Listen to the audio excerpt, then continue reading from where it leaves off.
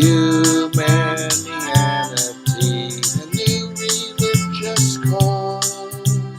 Humanianity, religion for us all. Humanity, now we all can see. Humanity, how much better we can be. Hi, I'm Bill Van Fleet, and this is Humanianity Conversation number 51, recorded on May 15th, 2020. It is the fifth recorded conversation with Ben, a somewhat close acquaintance who has developed some interest in the concept of humanianity. We talked about acquiring an understanding of our non-optimal behavior in terms of the behavioral tendencies that are built into us and other species by evolution. We also talked about the difficulty of changing our beliefs in certain areas and the causes of that difficulty. And we talked about the problems produced by punishment and whether non-punitive child rearing is appropriate or not. uh, Going back to the like the ultimate ethical principle and the maybe behavioral guidelines as they pertain to humanity, or I guess any what you might call decent common sense using individual, uh, as the way that people are behaving in the midst of this, and the maybe misdirection and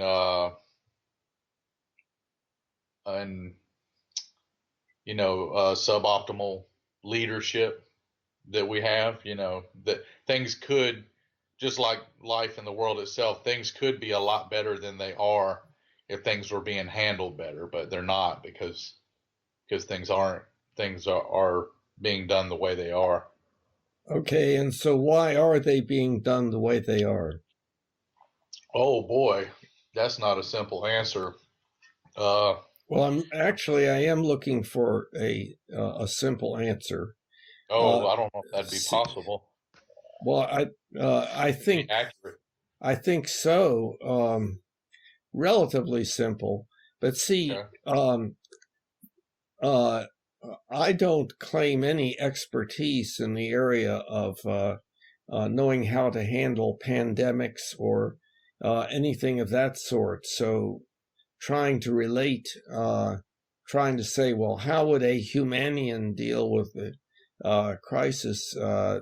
That's really um, not an answerable question, because in the first place, we have to understand what it means to be Humanian, or what Humanianity is, All right. and so uh, what we are observing currently is what has always been true.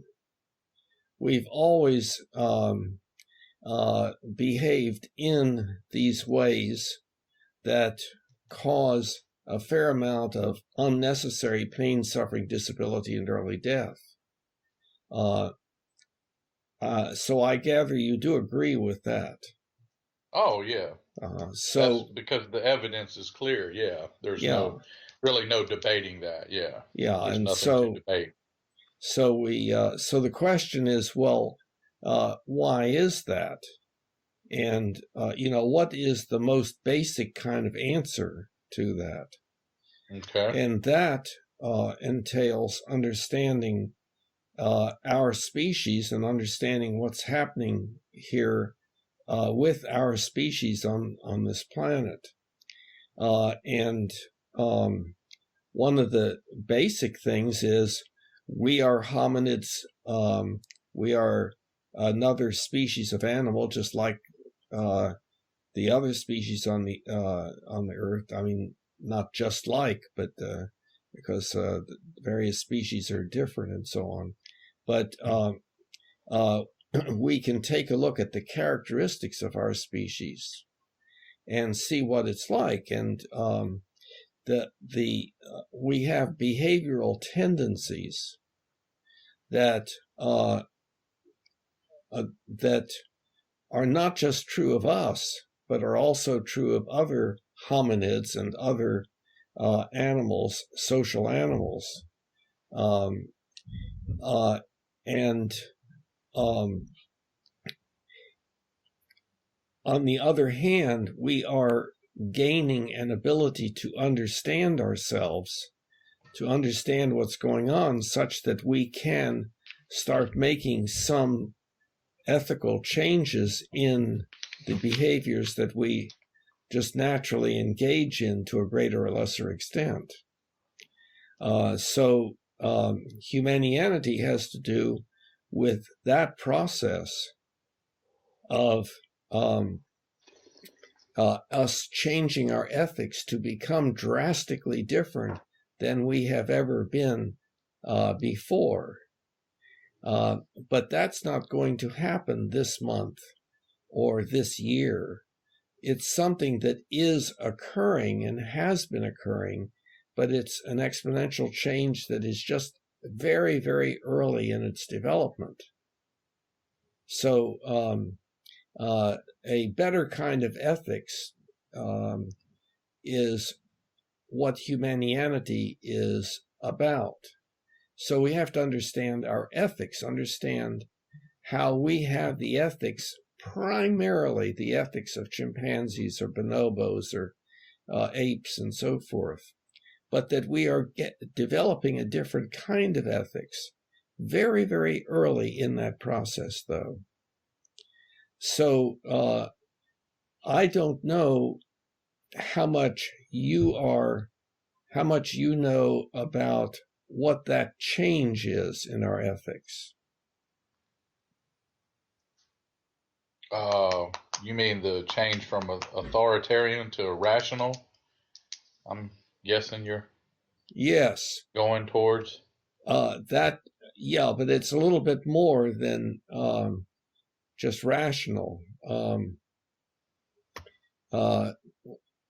What's your understanding of what authoritarian ethics is? I should do which the most powerful wants me to do. Yeah, and to seek approval and avoid punishment. Mm-hmm. Yeah, so it's the ethics of obedience, that the way you tell what you should or should not do is by obedience to whoever is more powerful than you. And so mother or parents or leader or the culture around you or the deity or the representatives of a deity or whatever, if you ask many people, how do you know what you should do and what you should not do? If they do try to answer, it would tend to be obedience to something. Well, yeah, but then couldn't you say, wouldn't a lot of people say, I'd make that choice based on what the probable outcome will be? Yes, but the question is that probable outcome has to be of what sort? Has to be ultimately consistent with the wishes of the of whoever or whatever is determining what the right thing is to do. Well, I mean, I think with maybe a lot of people, it would be basically what their own psychological or emotional agenda is. Yes, It would dictate their behavior to a very great degree. Well, yeah. Now, our behavior is dictated indeed by, in the first place, our basic tendencies, and then our modifications of those basic tendencies by our beliefs, and if we're talking about authoritarian ethics, our beliefs about what X wants us to do. and that What if can. X is just an idea or an ideology, and it doesn't necessarily represent a literal entity? Well, if we talk about chimpanzees, what would that be? That's a non-existent idea. You are, yes, talking about something that we humans are able to do. And so to some extent, you are talking about this change in ethics. I agree. Well, it's unique to us because our capability for advanced thought, and for complex reasoning beyond all the other creatures. Okay. Now I agree with that, but let's be a little bit more specific. You're talking about the first two exponential changes that Pretty have much. made us drastically different than all others. And the first change was our development of symbolic language, symbols and the rules of syntax, enabling us to make sentences. And so we think in terms of sentences. We can assume that. Quit that. I'm sorry, there's a I know. dog walking by, and my dogs have to bark every time a dog walks by. It's their animal nature. Yes. Yeah, well, that's right, and we do the same thing right? in our human ways and so forth. I just do it when pretty girls walk by, though. Yeah, well, that's my animal nature. Yeah, right. So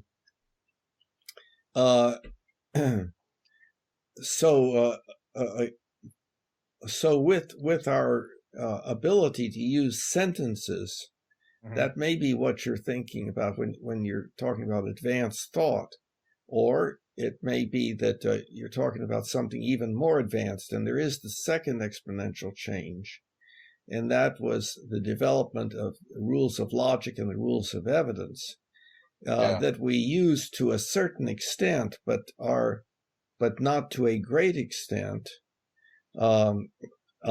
except in the sciences and technical fields. And there we use the rules of logic and the rules of evidence with tremendous success, enabling us to do powerful things. Don't you find it ironic that we owe everything that we have to science, but yet so many people choose to dismiss it or not have very much respect or really give it that much credit? Well, yes, because there are other determinants of what we believe. One of the determinants is how it makes us feel to believe that. Well, there you go. Now you're onto it. Yeah. And how it makes us feel has something to do with what it makes us, what we believe is going to be the likelihood of believing a particular thing. So if you are in a fundamentalist religion, you and the people around you are going to reject you if you value science, let's say. If that happens to be true, then it will be a painful thing to consider that science has indeed enabled us to do these wonderful things. So that is just overlooked, and science is downplayed by some people. Yes. The same people, though, when they have a medical emergency, what will they most likely do? Well, These very same people. Well, they will run to what science has created for relief and help and treatment. Well, of course, they use cell phones too. Yes. Exactly. So it's like the very science they denounce is the very science they indulge in and depend upon. Yes, but again, the science, what science enables us to do is in the service of our basic chimp-like nature. So with that science, we do really great things and really terrible things and all in between. Yeah, it's like my fire analogy, uh, where the fire can either can cook your food and keep you warm, or it can burn your house down and burn you alive. It can be good or bad depending on how it's used. Right. It can Yes. be harmful or beneficial. Yeah, I agree with that. So, so what I was talking about, one example, one way in which how what we believe determines how we feel was the whole issue of loyalty to one's group, and that's tribalism. Mm-hmm. So we tend to be in groups that have a major effect on everything we do. And so we don't want to be out of step with our group unless we are also in another group and we can be appreciated in that group and so on. And maybe even there's probably different aspects and layers to that concept, because people probably have different reasons and purposes for wanting to be in the group and accepted and revered by the group. There's probably many different reasons. Yes. Whether it's just a basic like an emotional need for acceptance or inclusion, or maybe like people in the business community would want to be seen as a valuable part of the community for the well-being of their business and their livelihood. Mm-hmm. So it wouldn't be so much emotional. It'd be more influenced by monetary, wanting to make money and wanting to be successful with their business, and then maybe someone who's looking to be in some type of leadership position, like a community leader, politician, or anybody like that. It might not be so much. It might be somewhat of an emotional need, but not entirely, and it might not be so much business related. But it'd be more like they're trying to put themselves in a position of power and control, or being revered, being a high-ranking member of the tribe or group. So Right, but right, that's what but I'm saying. People have probably different reasons for wanting to be accepted and revered by the group. but the idea there, being accepted and revered, being looked up to, not looked down upon, is important because of how it makes a person feel. One Mm-hmm. feels substantially different if one feels like one is being looked down upon, and one feels quite a bit different if one feels looked up to. And and if a person is looked up to and then leaves uh, um, and their position drops within the group, they lose that admiration and so forth. That's a painful process, painful thing. So we are that is one of the emotional determinants of the need for loyalty to the beliefs that are advocated for by one's group. And maybe even such a thing in extreme circumstances has even caused like people to become like do like murderers, or perform a mass shooting or something like that, when they feel extremely rejected and disenfranchised, and compile that with possible other mental or psychological issues, and you've created a monster, Mm-hmm. literally. Mm-hmm. But yeah, it's kind of what you're talking about. Kind of leads into one of my talking points I had jotted down. Okay. About you're talking about fitting, tribalism and wanting to be a part of the group and everything. And I've noticed this is a common theme amongst any political group or religious group that if something in their teachings or writings or text isn't logical or optimal, or their leaders' behavior, and I've seen this very recently, probably yeah, this week. You can probably figure out who I'm talking about. It's not too hard to read in between the lines. If the leader's behavior is suboptimal and not very logical, or ethically in question as well, the people who are in that group in support of that leader or that theology or political ideal, people will manipulate what's happening. They'll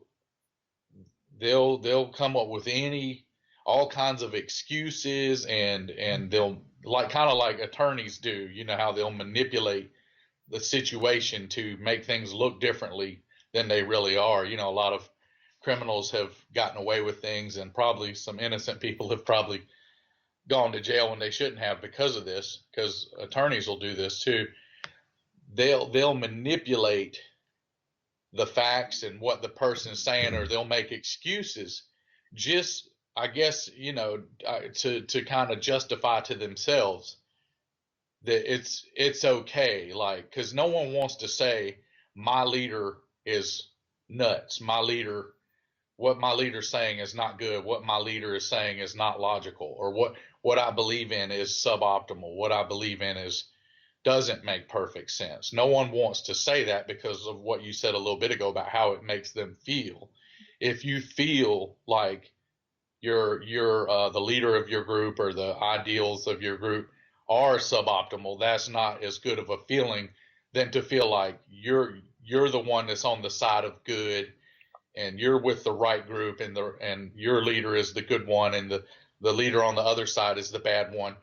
That there's a lot, like you said, there's a lot more mental and emotional comfort in that. So, but people will dilute themselves. People will indulge in extreme delusion, and I've heard a lot of it recently. With our current leadership, people will just spin things any different way they can to try to justify suboptimal behavior and extreme misinformation. They'll twist it and spin it any way to try to make it sound not so bad, or somehow justify, even though if you just look at it, you can see it's not good. So I think you broke up. that's pretty much. I think you broke up there. Repeat what you just said. I think it got lost. About people indulging in delusion. Just people will dilute themselves. They will indulge in delusion to whatever extreme. They will twist information. They'll manipulate, modify information, or come up with all these crazy excuses and explanations for their leaders' behavior. To justify it, probably to the group, to the tribe, and to themselves. And they're somehow trying to say, like, this, for some reason this is okay, but for someone like myself who's nonpartisan and non-biased, I just try to look at things strictly for what they are. I don't have a psychological or an emotional agenda. I just try to look at things in their pure form and judge it accurately. But like I said, people who are a part of that group, they don't want to say, oh, well, my leader's saying some crazy stuff, or man, what my leader's saying don't make very much sense, or the things, my leader's behavior is not very good right now, or the things they're saying is not very logical and probably not going to have a very good effect. Yeah. You know, Yeah. things like drinking bleach and things like that. You can Yeah. probably kind of figure out what it Mm-hmm. is just by me saying that. Mm-hmm. Yeah. And by the way, when I said we broke up, it was just like the last sentence that you said. Oh, okay. So when that Well, happens, you can edit it as uh, necessary. well, no, I'm talking about. So sometimes I may ask you to repeat because it looks like what you said got lost. But Okay. that would just be like that last sentence, you know. Oh, okay.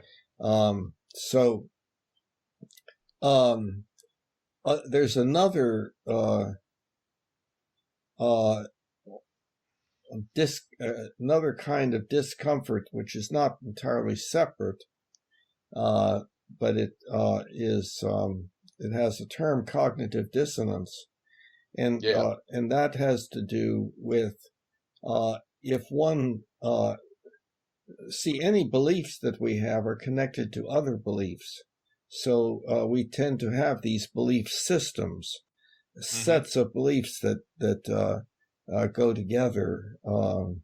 And if we question one of those beliefs, a particular belief, then it can have implications for the rest of the belief system.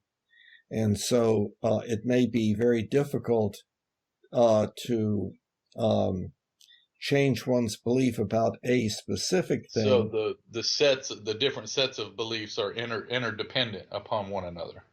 Well, they can.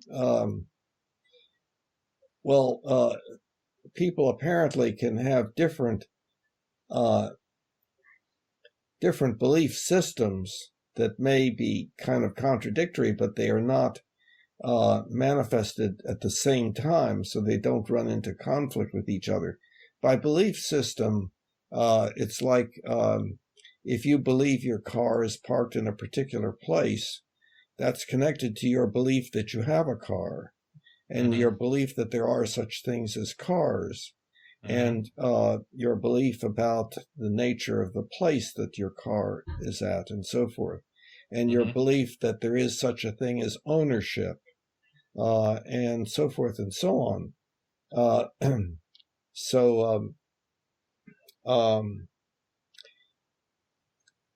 So a person can learn all about some area of science, and then also have activated a set of beliefs that are somewhat contradictory to or not consistent with what they have learned, and that may be kept separate. And one set of beliefs may be triggered or brought into existence by one kind of situation and the other by another kind of situation. So at any rate, the bottom line is it is very difficult for anybody, you, me, or anybody else, to change our beliefs. But I don't really see it as that difficult because many times I've encountered, more so in recent years. When I was younger, I would say that statement would be true about me. Probably, previous to my latter 20s or something. But in the last decade or decade and a half, I would not say that's true about myself, because if you present better evidence than what I currently know of, I'm not going to instantly say, oh boy, yeah, I accept that as absolute truth. But if what you're saying sounds intelligent and good enough, I will definitely study up on it and read up on it and look at the data, look at the evidence. And if it is better than current, and because I constantly will, year after year, slightly adjust and modify my beliefs. Even maybe a few coming through form of humility from my own mistakes or own uh, slightly inaccurate perceptions or things. So, but to me, it's not that hard. But I think it does take some humility, and maybe like we're talking about maybe the uncomfortable feeling people feel with not having a solid belief foundation. With I guess it does. If it feels good to think your beliefs are all good and all right, and that's all you need to know. That's like it's psychologically a more comfortable feeling. But to me, not having that doesn't really bother me personally. If there's something better than what I currently know or currently believe, I want to know about it. Yeah, but of course, remember that when people have difficulty changing their beliefs, they don't recognize that they have that difficulty. So it is easy for any of us to believe, oh, yeah, well, that's not true of me, and so forth. But that doesn't necessarily mean that the same phenomenon does not occur to some extent. But on the other hand, I agree with you that is an important direction to go in. That's something that is consistent with this emergence of this new kind of ethics, and that has to do with the rational part of it. In other words, for us to work on our basic ethical philosophy, it's important for us to challenge all of our ideas, and the way that we do that is by talking with other people who believe differently. And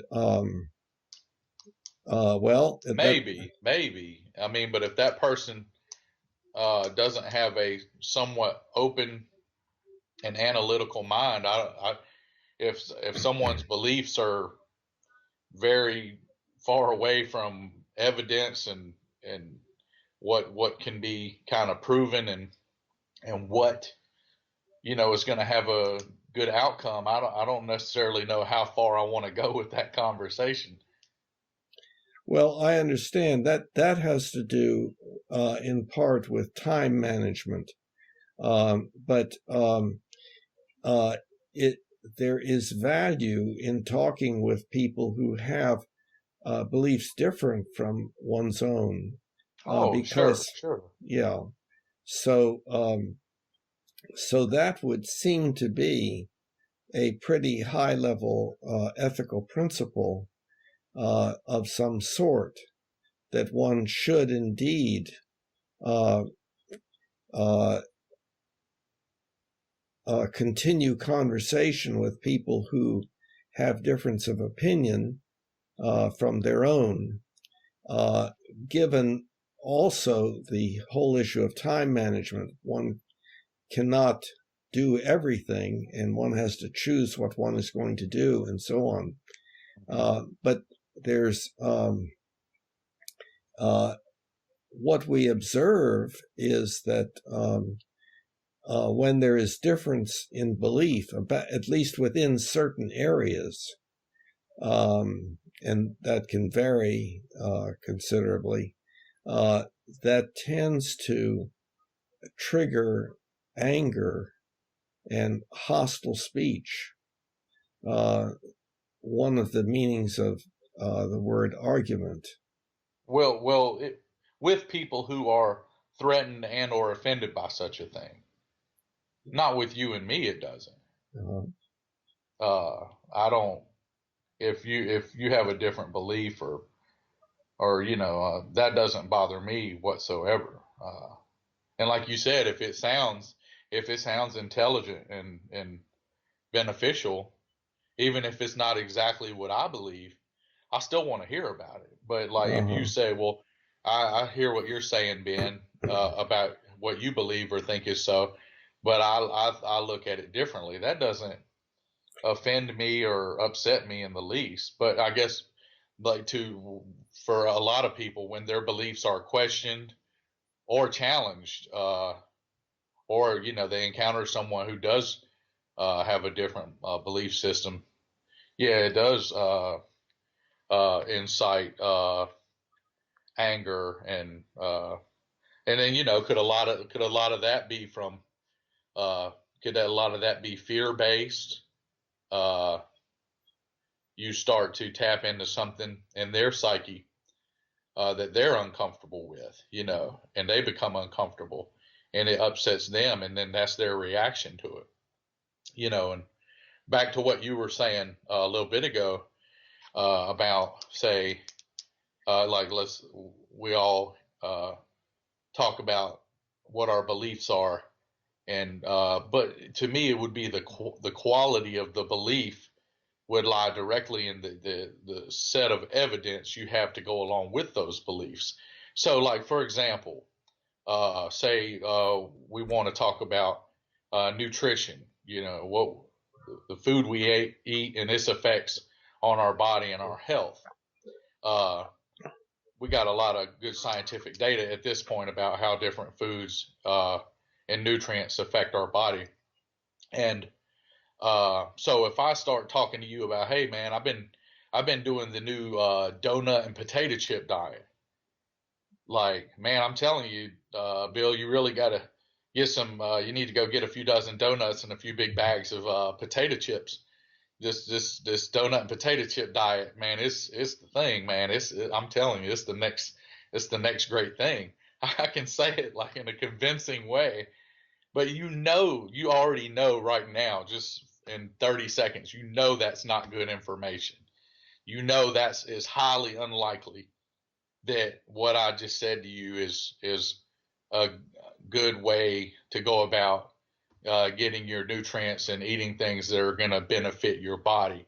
But if I say, you want to get adequate amounts of all your necessary nutrients, you want to eat a diet that's high in high plant content, lots of vegetables, fruits, whole grains, good sources of lean protein with all your different combinations of amino acids worked in there, and then enough about what I'm saying. You're going to say, well, okay, what you're saying sounds pretty good, and then you can go research what I just said. Sounds like someone's sawing something. That must be on your end. It is. Oh, I'll try to talk over it. But you can go look up the last thing I just said, and you can find. So, or if for anyone has any basic nutritional knowledge, you'll already know. Okay, yeah, that last thing he said, that sounds a lot better than the potato chip and donut diet. So, and then there's a lot of scientific evidence and data to correlate to support what I just said. So that it's somebody says my beliefs are this, and then they start saying, well, my belief is that the lizard king, all good knowledge and blessings come from the lizard king, and the lizard king's out on that tree branch out there, and he says, I should eat flies and bask in the sun, and that'll lead me to all things that are good. You're right away, you're going to say, oh, and a lot of stuff in religion is kind of going that direction. It's pretty crazy sounding. So if you're thinking rationally, you're thinking logically, you're going to be like, if you're willing to be honest with yourself and not worry about offending the group or fitting in with the group, which maybe that makes me kind of unique, is I don't feed off of those things. I don't have that emotional or psychological need. But if like your Humanianity, I'm willing to discuss it and talk about it, because when I read the entire page and all the things, maybe some things are a little more complex than I thought they needed to be, a little more complexly illustrated, but still, all in all, it all sounds logical and rational and beneficial. So that's why, I'm willing to discuss it and talk about it, because I think, the Humanianity and the way I look at things are very, 90 something percent similar. Maybe like you said, maybe there's a few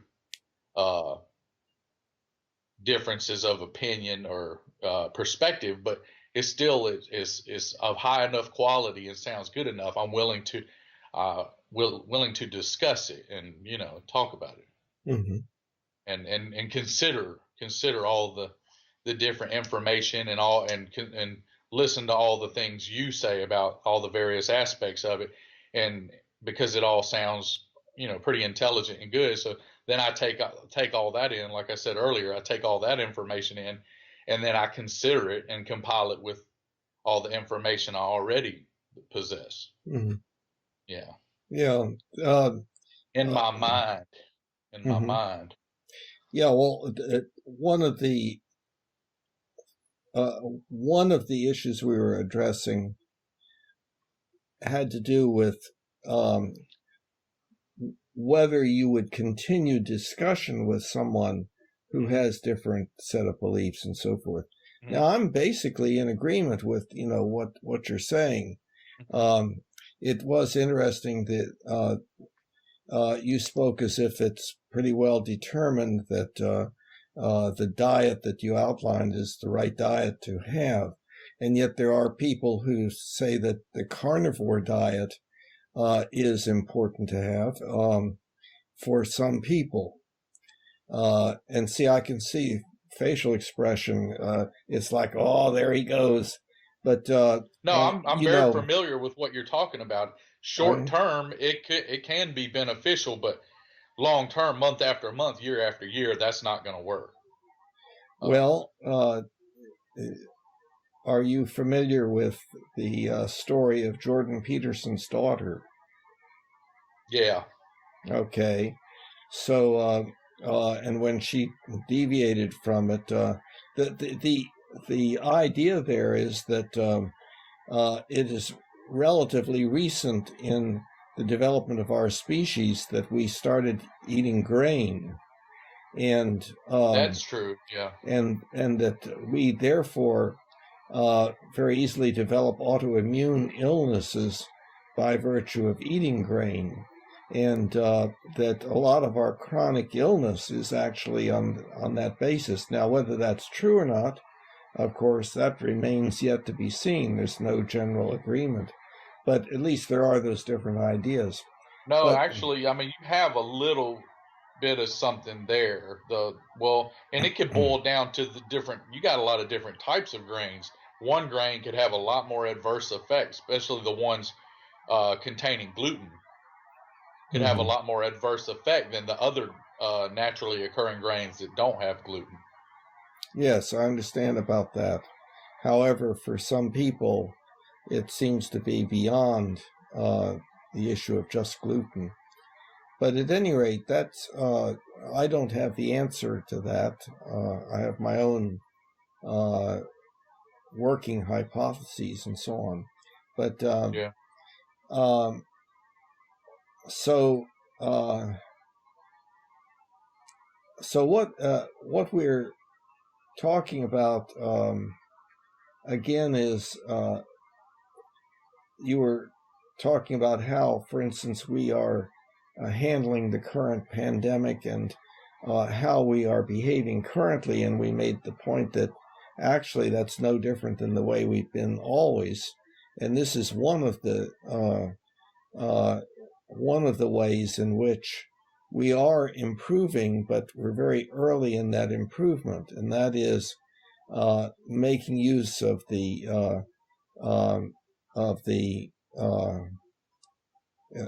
our ability to be rational, to use the rules of logic and rules of evidence to determine our basic ethical philosophy. And we don't do that very much. And the importance of working together on a basic ethical philosophy, that has always been done in the various religions that have been examples of tribalistic behavior, in that people will get together and they will listen to presentations, sometimes called sermons, and they will study literature like the Bible and so forth, but they have difficulty in coming into the modern world if the religion started a long time ago, because that means that there need perhaps to be changes in the ways of thinking, and one of the values in many of the religions is the value of remaining true to the beginnings, whatever the beginnings are considered to be, and therefore the literature of that religion. You are kind of frowning as if. Oh, no, I'm not. I was actually looking down at my notes while I was listening to what you were saying. So I see. no, I wasn't frowning. Because it my looked. face just, Well, my face must have just been doing something on its yeah. own. Well, it looked like maybe you were not in agreement, so I wanted to find out if there was something that I said that you were not in agreement with. No, I don't think so. I think I was Okay. pretty Okay. compliant, Mhm. mentally compliant with most everything you were saying. Mhm. So yeah, you can continue. But yeah, I mean, that's the thing with religion is okay. Uh, parts of it make really good sense, and then other parts of it not so much. So that for a rational person, therein lies the conflict and the issue. Well, and then there's the question as to what the solution is to that, and the two solutions that offer themselves is one would be get rid of or stamp out or allow to die the religions, and the other would be the improvement of the religions. And the religions are improving.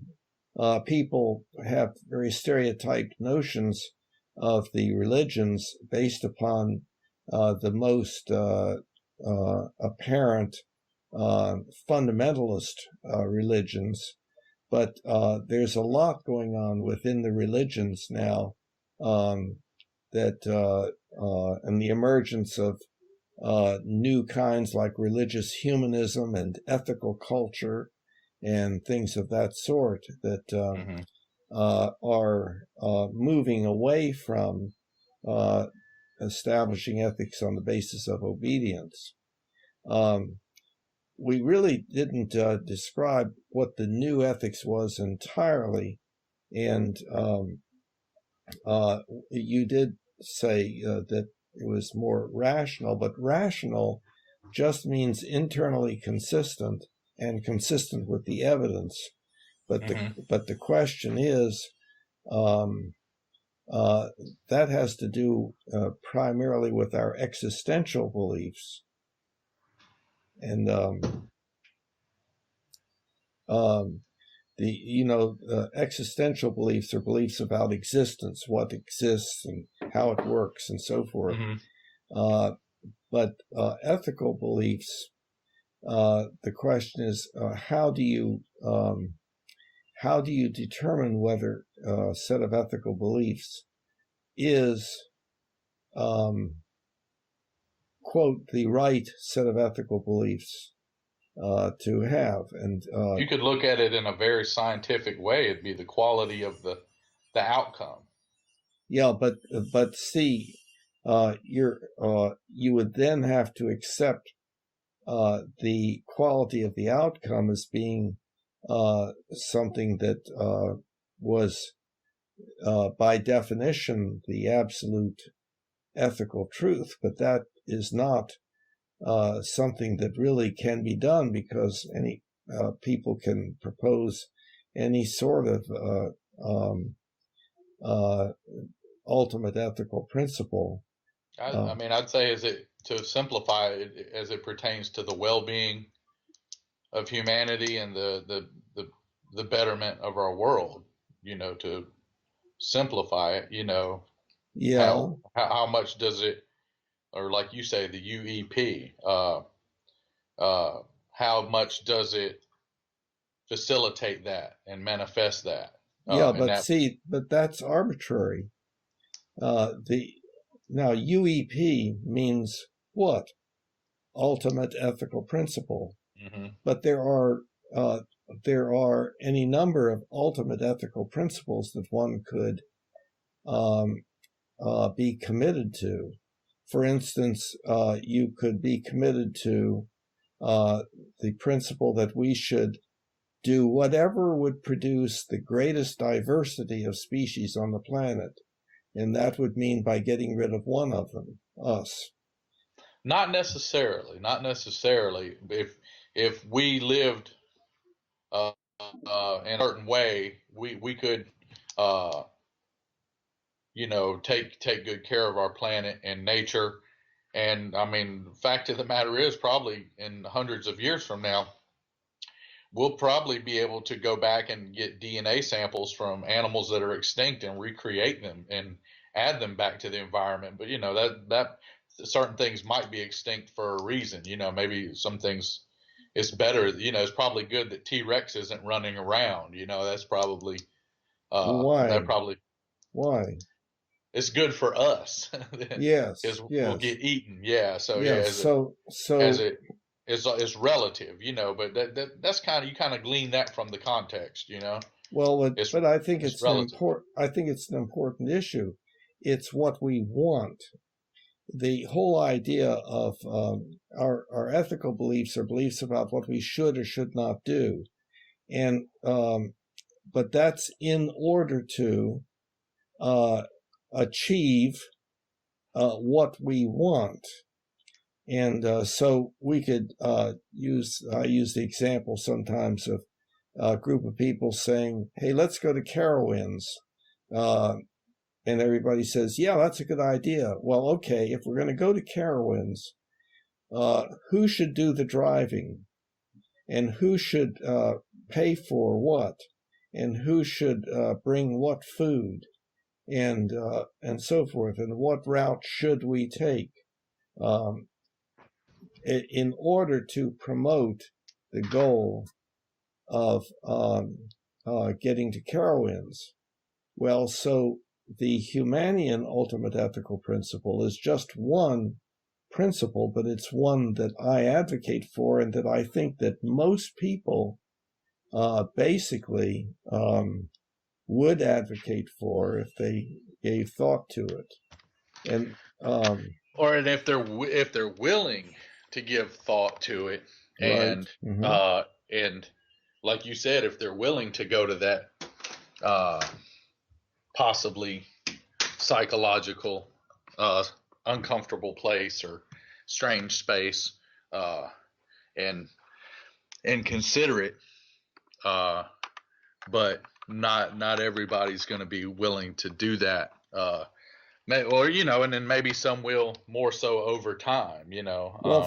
First, before so what I was saying, the Humanian ultimate ethical principle is just one, but it's the one that I advocate for, and the definition of being Humanian is that one attempts to live in rational consistency with that ultimate ethical principle. Mm-hmm. So do you know yet that ultimate ethical principle?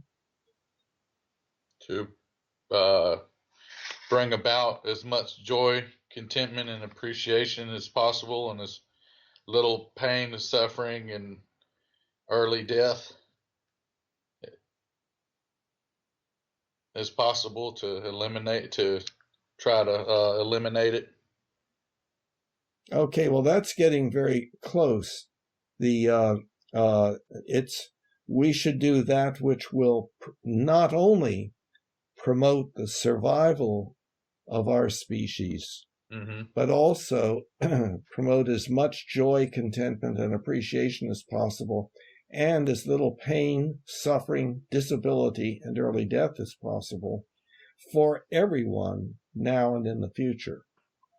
And so it's the syntax that goes with the concept. But I think before I ever read those words, I think when I read them, I basically just like to a high degree agreed with them. Yeah. Meaning, therefore, I already had a very similar concept already in my brain, and so I had the concept, and I tried to live by and behave in a way that fostered that concept. So that's what I'm saying. And I think a lot of people would probably, not that many people have read globally have read the website and those words, but a lot of people who are rational, ethical people would read that stuff and be like, oh, yeah, well, all that sounds pretty good. Yes, All well, that sounds see, pretty rational. So they would already have a concept. It's just your specific way of illustrating the concept. Just like I would have my different ideas about things that a lot of other people would probably have similar ideas. But I would probably use just slightly different words or terminology to describe the same pretty much basic concept. yeah, but see, right, I understand that. That's what I said, that my prediction was in formulating those words, that it would probably be something that almost everybody would agree with. And so so that is something that we primarily want. But do we behave in ways that promote that? We are our most feared predator. We have to have police to guard us against each other, not any other species.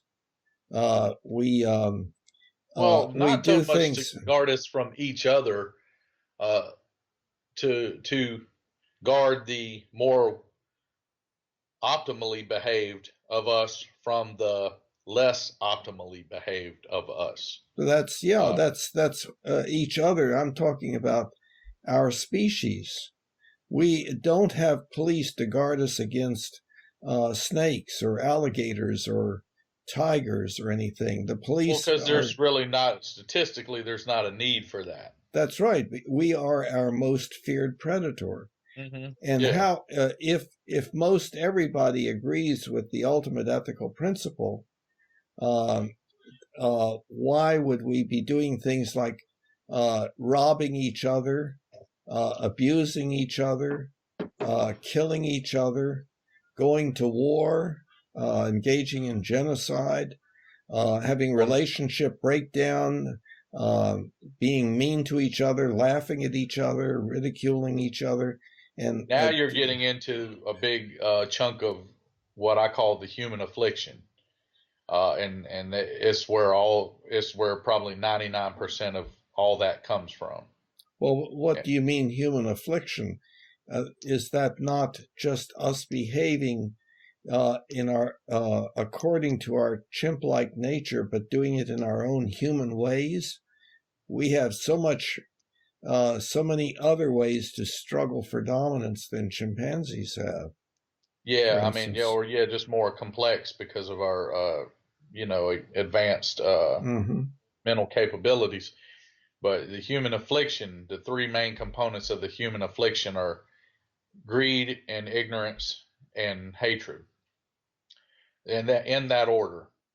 Yeah, well, but greed, pertains to power and one's want for power and dominance, as you say, and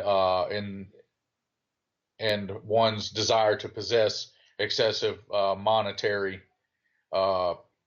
things, and that all goes into that plays right back into the power and the struggle for dominance, the psychological desire for dominance. Then the ignorance is just the perpetuation and the acceptance of bad information. And how look at how much damage bad information causes. It's really bad historically and currently. And then hatred's just I guess people having ill will toward others, for not it like we were talking about in the last talk we did, not so much in a revenge aspect, but from just having a hatred, like all the different terrorist groups and the like the white supremacist groups and things like that, to have a unlogical and irrational and a kind of pretty much meaningless reason for hating another person or another group, and not only having that hatred, but manifesting and materializing that hatred to where it actually causes negative acts. It actually causes people to do harmful things, to attack and harm others and other things because of those negative emotions, those negative thoughts and feelings become negative actions. So like I said, it's greed, ignorance, and hatred. Those are the three main components in that order of the human affliction. If you can eliminate those things through education and enlightenment, and just starting from the ground up with our educational system, and just like you said, enough uh, support and promotion, and it would be a very valuable thing to have a lot of the powerful leaders and celebrities, media, everything that people buy into so much. If everyone did promote this ideology of repair, repairing and abolishing the human affliction, I think that would go a long way. Okay, but see, you're using the term human affliction, and as if it's something that is true of us humans that is not true of other species. But if we take a closer look at those three things, I think that we get we can come to the conclusion that they are just our human ways of behaving like other species. Now, well, I say human as it pertains to humans. Well, okay. So if we take the word greed, all of us animals that are in any ways advanced behave in such a way as to try to well, if we attribute consciousness to them, and of course that gets into the whole area of consciousness, but if we say that dogs have consciousness, that they don't want to feel bad, they want to feel good. We all don't want to feel bad, we want to feel good. That's by definition of want. So we do those things which will make us feel good. Now, among chimpanzees and bonobos, there's a certain amount of feeling good that is produced by mutually gratifying each other, mutual grooming, and so forth. And so we humans, of course, have some tendency to try to please other people in addition to pleasing ourselves. The word greed is probably referring to that there is a substantial range of difference between individuals as to how much they want to please other people in addition to pleasing themselves. And so the extreme of that would be like altruism, where one is trying to please others maximally, but even there, one is altruistic because it makes one feel good to do so. And so wanting when you say please, what do you mean by please? Do that which will cause an increase in joy, contentment, and appreciation on the part of others, or a reduction in suffering, pain, suffering, disability, and early death on the part of others. All right, I wanted to clear that up just because I didn't want any ambiguity with the word please. Yeah, that's good. So not so much to because if you say something, you pay me a compliment and it pleases me emotionally, maybe it's helping me out in that way. But as far as me having something to eat later on or place to stay, it's not helping me at all. So that's why I wanted to clear up what you meant by please. Yeah, there are many different ways to please other people, sure. Mm-hmm.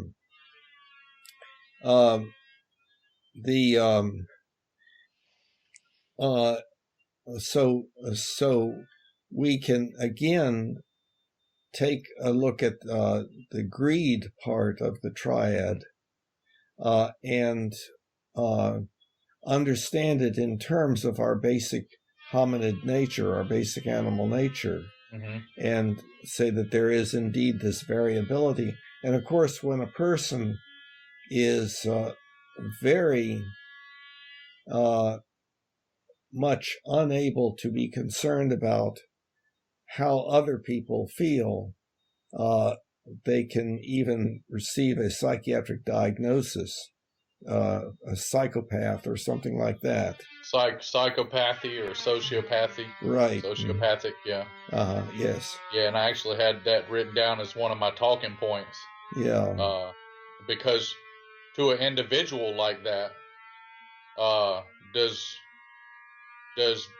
empathy and consideration for others matter? Like I always say, to reason with somebody, they have to have the capability and or willingness to reason, to be reasonable.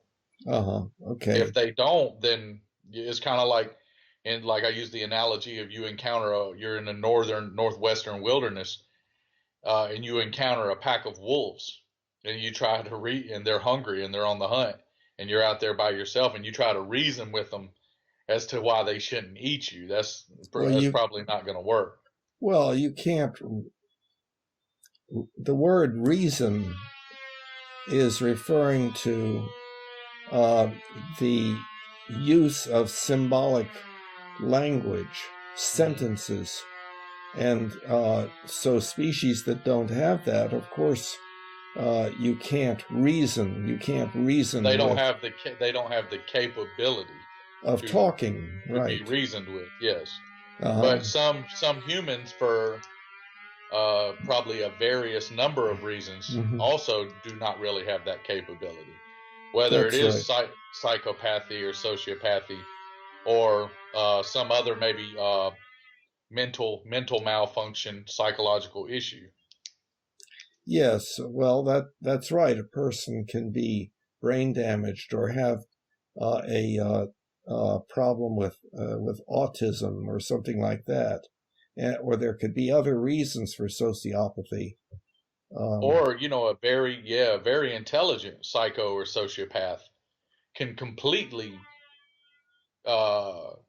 perceive, grasp and take in the concept, but yet just have no desire or willingness whatsoever to go along with it. Yes. So there is.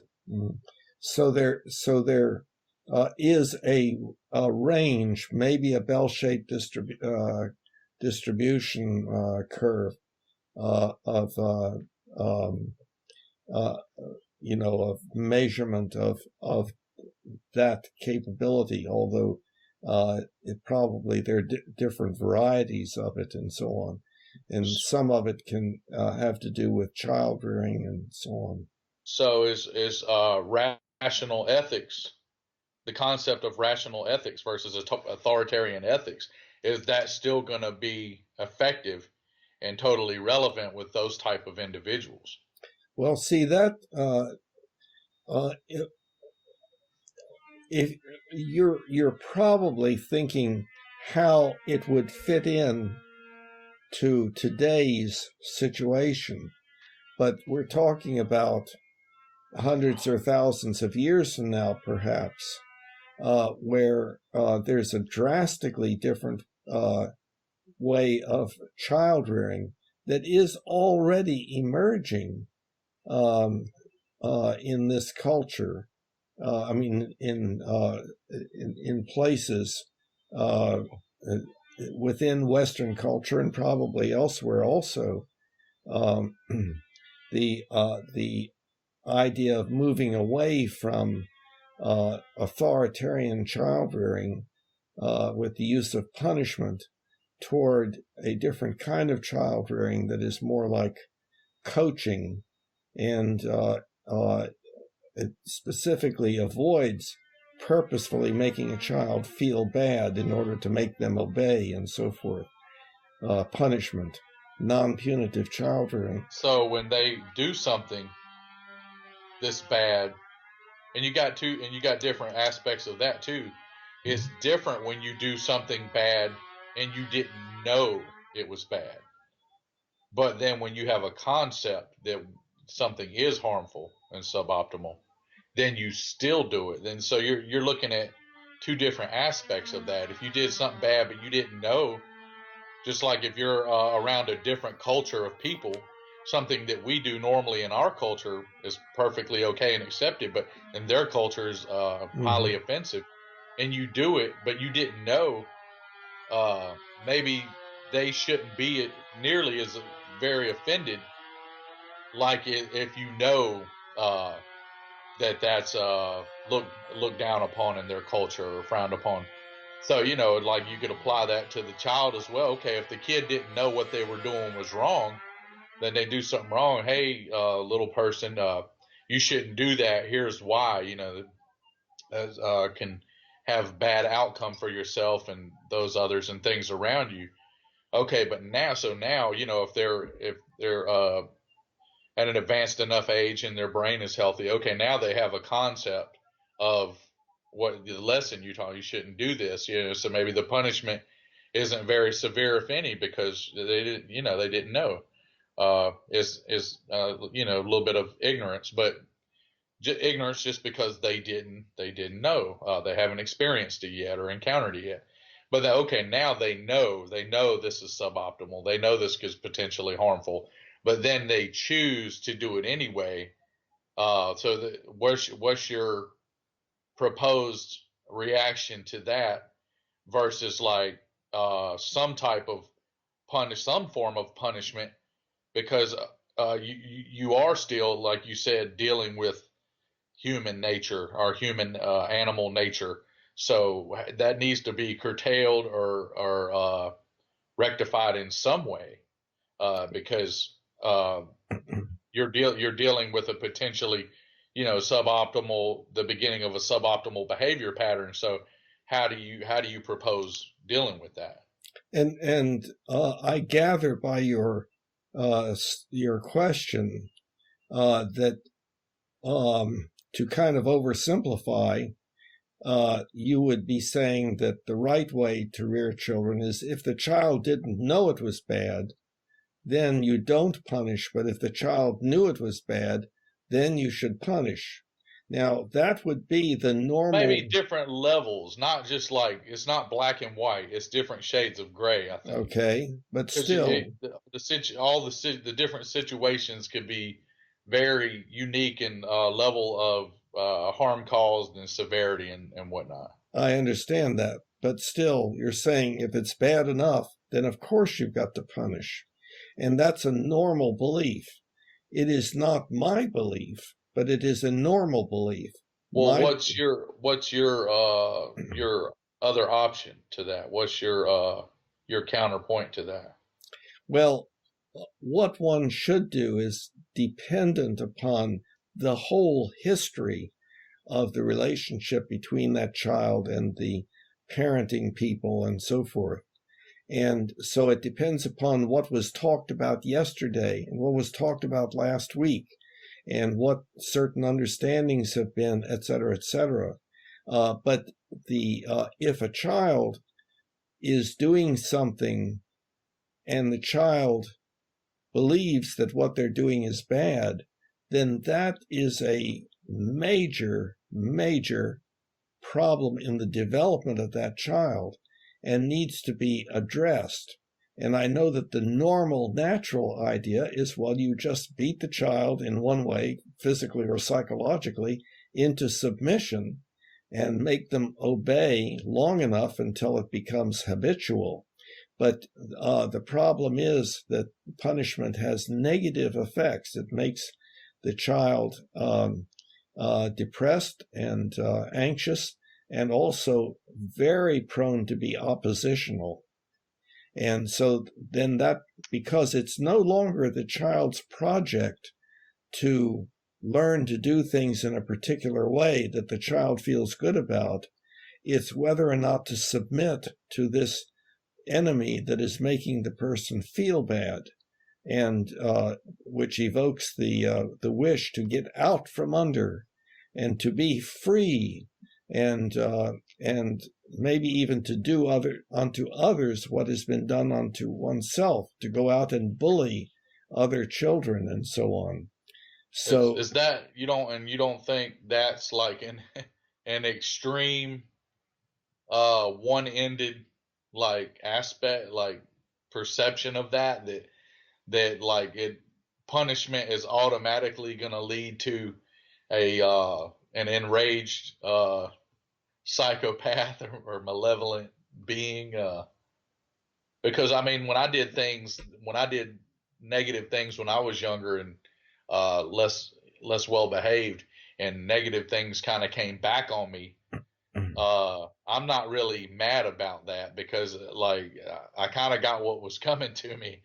I'm not mad at mommy or daddy or God or anybody. I kind of, like they say, you lay in the bed you make, you reap what you sow. You know what you plant is what's going to come up. And even if you don't believe in nothing, there's still a lot of fundamental truth to that. It's very true. So, you know, the punishments, most of the punishments I've received in life from not so much mommy or daddy, or because I was doing things that were suboptimal and potentially harmful. So, um, you know, even if the punishment is just my own, uh, you know, bad feelings, you know, feeling guilty or whatever for having done something suboptimal or possibly harmful, that's a form, I guess, of self-induced punishment. It's still, I'm not mad at any other person or entity. You know, if anything, I just disappointed and kind of upset with myself, but not to the degree that I'm going to harm myself or degrade myself. I just, okay, I want to feel better about myself. I want to you know, be a better person for my own existence and the effect I have on the world. So I'm not really mad or you know, having any resentment towards being punished. If I kind of had it coming, I did it to myself. I mean, there has to still be a concept of like uh, stimulus and response, or you know, cause and effect, and like the ability to make a good choice or not. I mean, there has to. I mean, how do you come up with, how do you establish that concept? Because I mean, yeah, you can raise a kid in a perfect loving environment, but then when they come out of that, I mean, they still got the world and reality to deal with. see, all of that I'm fully aware of. Mm-hmm. And you have the normal beliefs about this that I do not agree with, but I am in a very small minority. Um, the there are all sorts of different reactions, different ways of dealing with punishment and the other things that go on within the child rearing process, and there are the effects of other people that are somewhat peripheral but part of the family and so forth. Because punishment, there's a wide variation. Which kind of punishment are you talking about? Obviously, striking the child in a combative. I mean, obvious. I mean, 99% of us know that's bad. That's wrong. Okay, But like, so I understand. what type of, you know, you got types of punishment that could be really harmful and degrading, and but then you have some other types that might especially when done properly, kind of get the point across, teach the lesson. And like I said, that's why I'm not mad at whatever punishment I've received when I was in the wrong, because I'm not a serial killer. I'm not a mass shooter because I got punished. Like I realize I did some things wrong.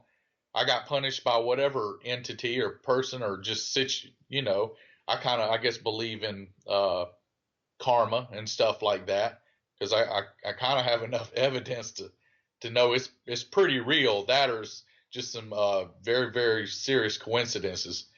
Uh, but I'm not mad at it because it put me on the right track. It pointed me in the right direction. We have So to, okay, we have to back up a little bit. all right. You talked about, quote, the type of punishment, and I am saying punishment is anything that the parent does or the punisher does that deliberately makes the punishee feel bad, suffer in some way. So that can be laughing at, it can be frowning at, it can be very sophisticated ways of putting the child down and so forth. And by the way, I'm also of this belief with regard to society in general. Yeah, I could see how it crosses over. Yeah, but child rearing to deliberately making a person feel bad because they have not obeyed, not done what you want them to do, is what I mean by punishment, or have done what you don't want them to do. So that's what I mean by punishment. So now you're saying that, well, punishment works. Yes, it does work. There's no question about that. No, it don't work all the time. It works for chimpanzees. It works for other species also. Like I said, you got a lot of variations there. I mean, yes. I would definitely say no, it don't work. It can have harmful effects, and it won't be effective all the time. So then that's where you got to delve into the types of punishment and the situation itself, the psyche of the individual. I mean, you got a lot of different factors there. Yes, but again, what you're doing is reserving the idea that, well, some people you have to punish them, some children you have to punish them, and I'm saying no, that is not true. That doesn't mean that punishment does not work, but the problem is the unintended side effects of punishment, and that a lot of pain, suffering, disability, and early death is based upon our belief in and need to punish others. So I'm talking about the way we are as a species currently, although we are moving away from that to some extent. With regard to social, general social issues, there's the whole idea of rehabilitation instead of punishment. And in the area of child rearing, instead of it being called non-punitive child rearing, it's called positive discipline. And the reason for that is because people don't want to say, oh, you should never punish a child. And also, give me an example of positive discipline. Well, that's hard to do. It depends on why I would be saying what I was saying, and if the idea is to demonstrate that such a thing is ridiculous, the way that one would do that would be to say, well, suppose such and such. You mean you would da-da-da-da-da. But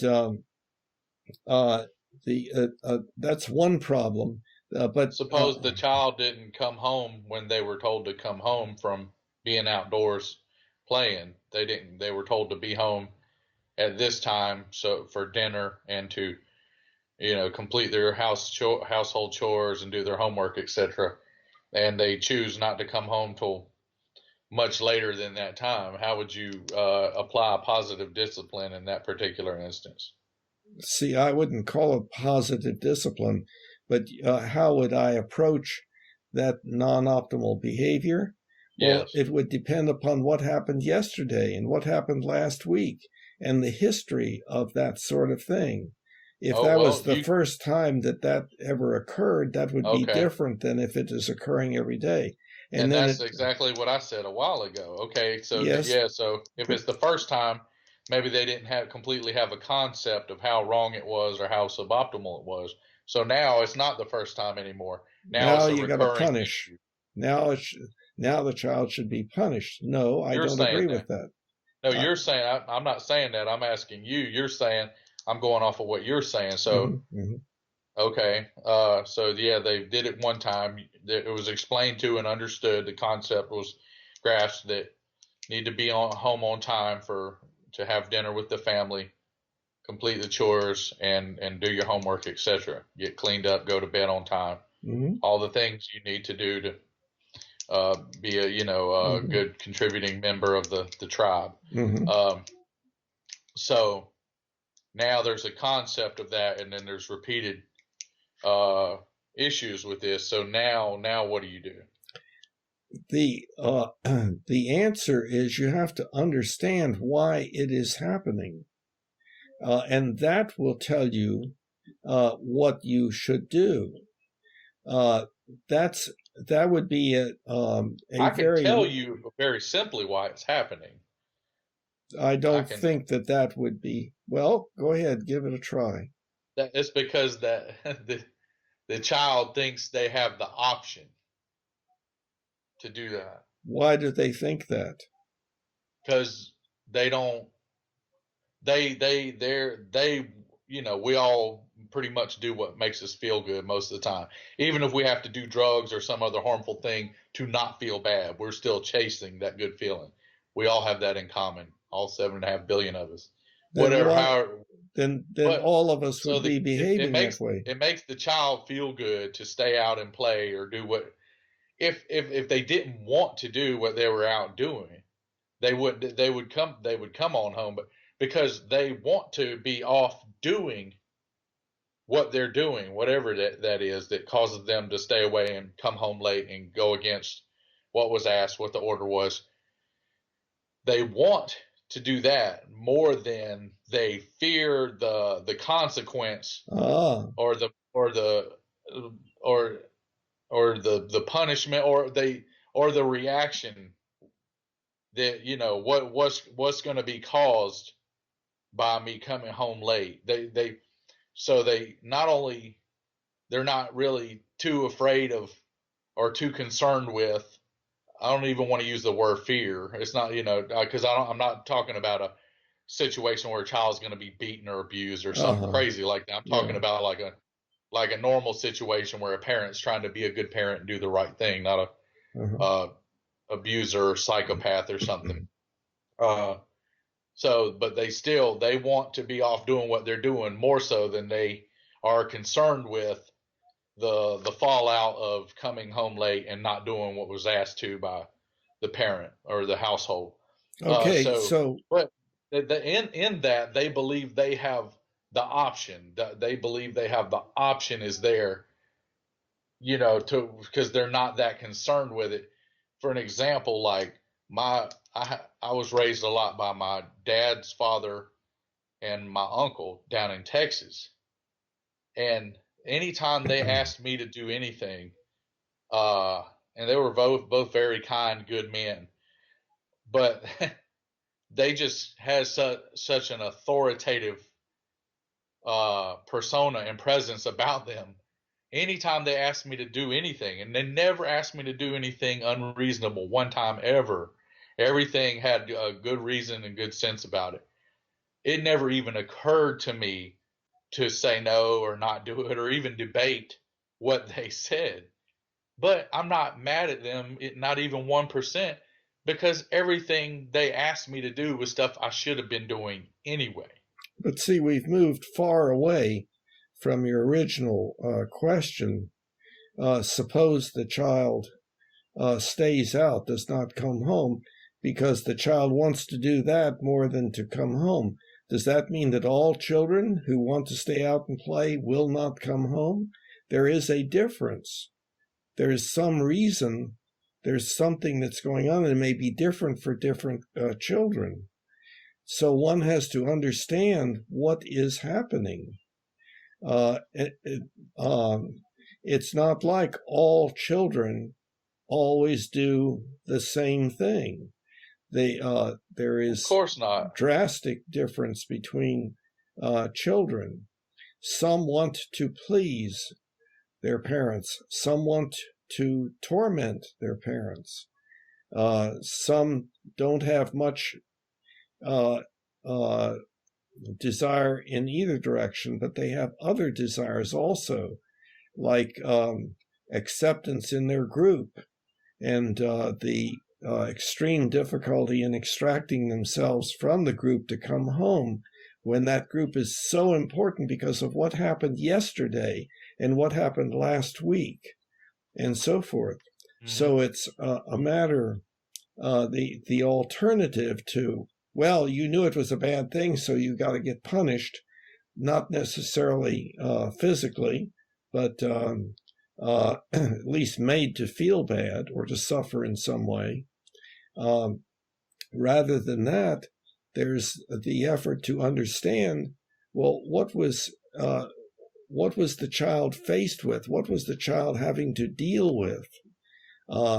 Why did this happen? And how does the child feel about it himself or herself?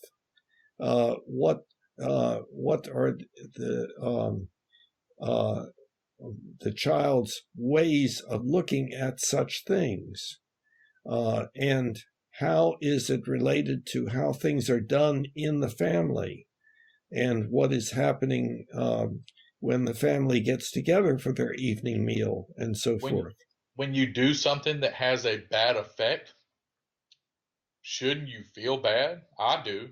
If I accidentally do, even though I didn't have ill intention, I still, if I have an accident and cause some kind of harm, I still feel bad about it, and I'll go to whomever or whatever and try to repair it and rectify it. But then, when I was younger and made poor decisions, suboptimal decisions, and potentially cause some kind of harm or negative fallout, like I feel bad about it, but that's what makes me not do it no more. I don't want to feel bad. I want to feel good. Yes, but but I'm not mad or causing any harm because of that. But do you understand now? You're not talking about punishment, unless you want to use the term. Well, I mean, the world, life punished me when I did things.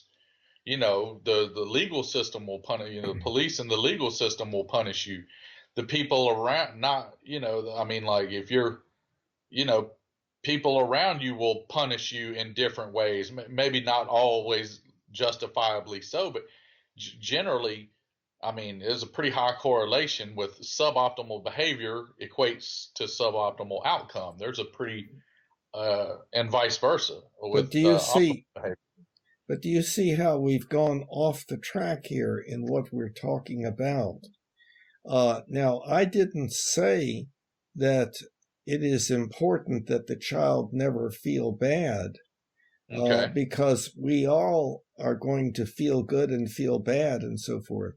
All right. Punishment is purposefully making the child feel bad because the child has not complied. What if it's not your purpose to make them feel bad, but then that's how they take it. That's how it's perceived by them. When you're not trying to make them feel bad whatsoever, you're actually trying to help them.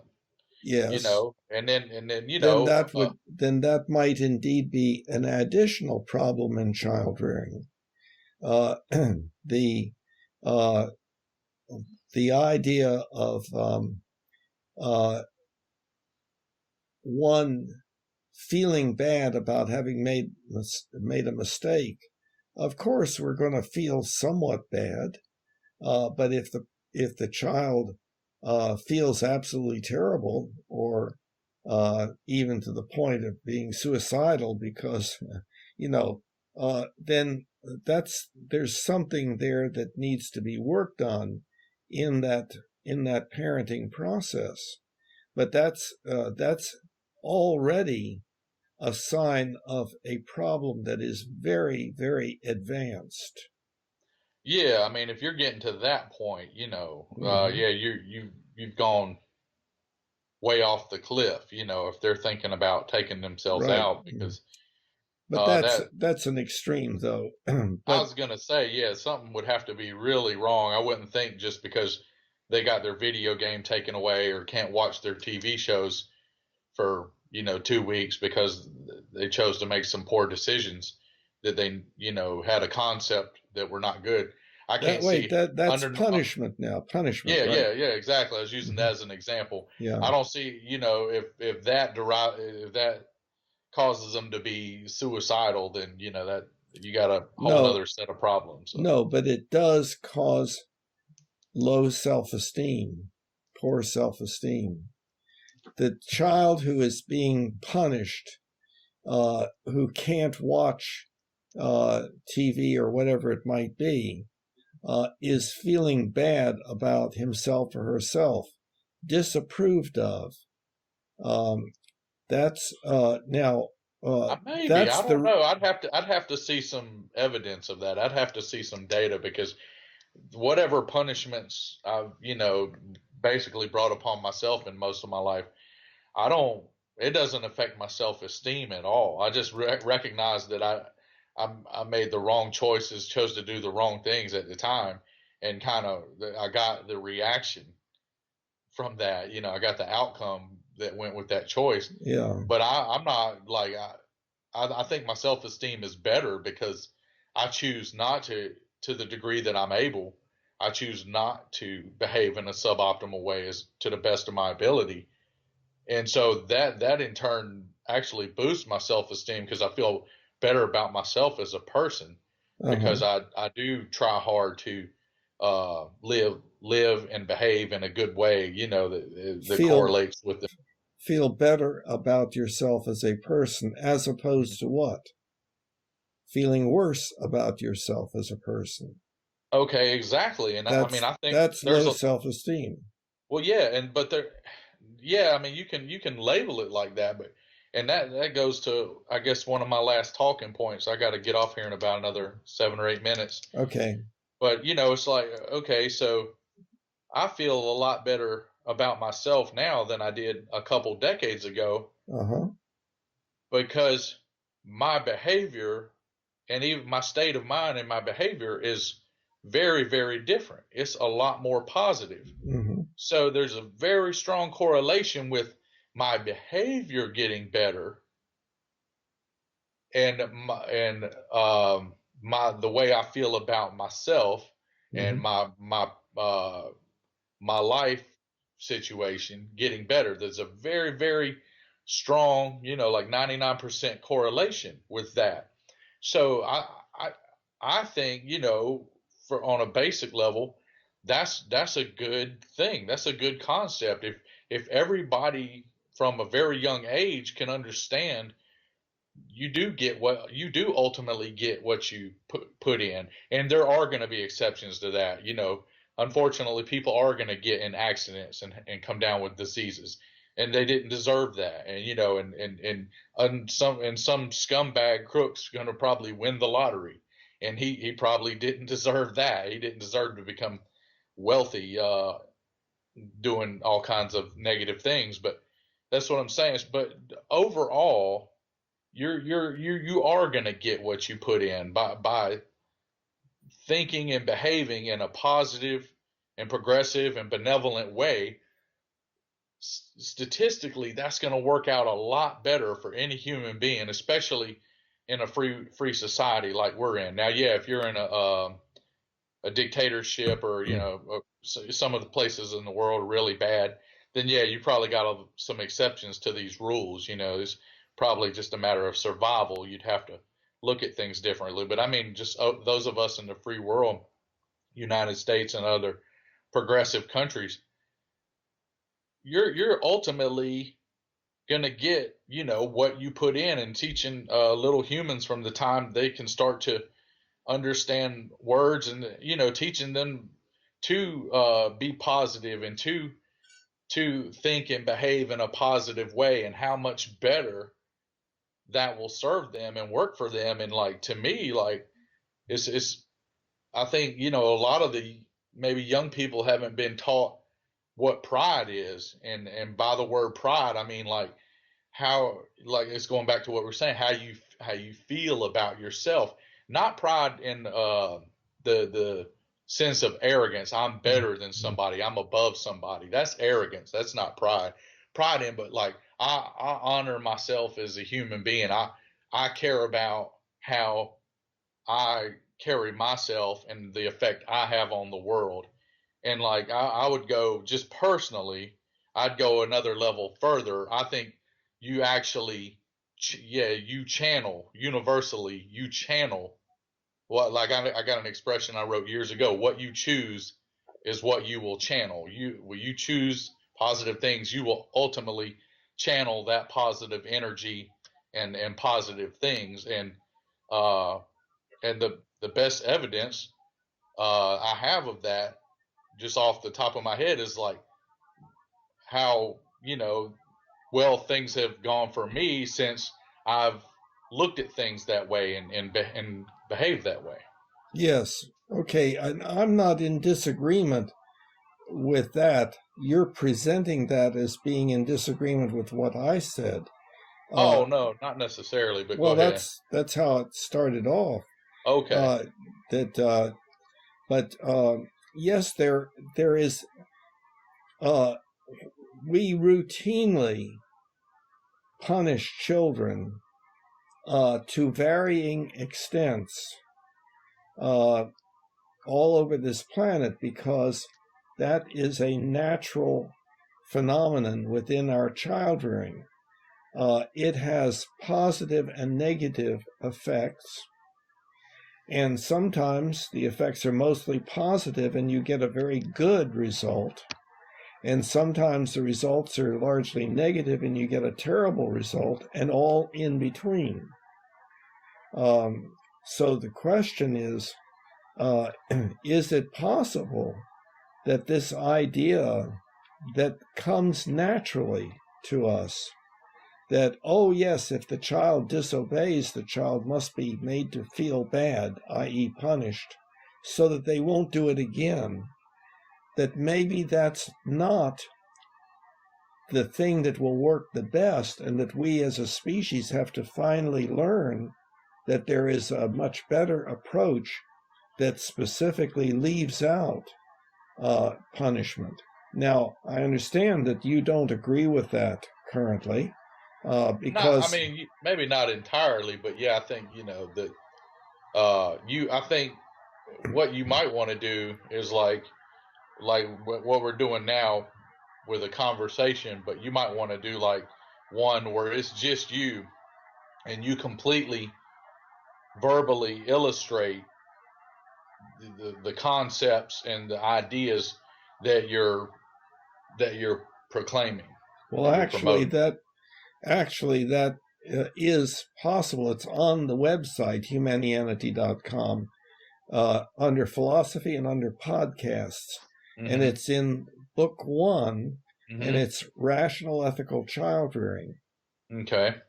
So So that for people who are maybe listening to this and interested in more content, they can refer to that. yes. And I'll even, I was going to say, before we talk again or whatever, I'll probably even go back and actually read Okay. that particular section of the book, just so I have more of a concept and an understanding of where you're coming from, you know, with the alternate method of child rearing, the non-punitive. Yeah.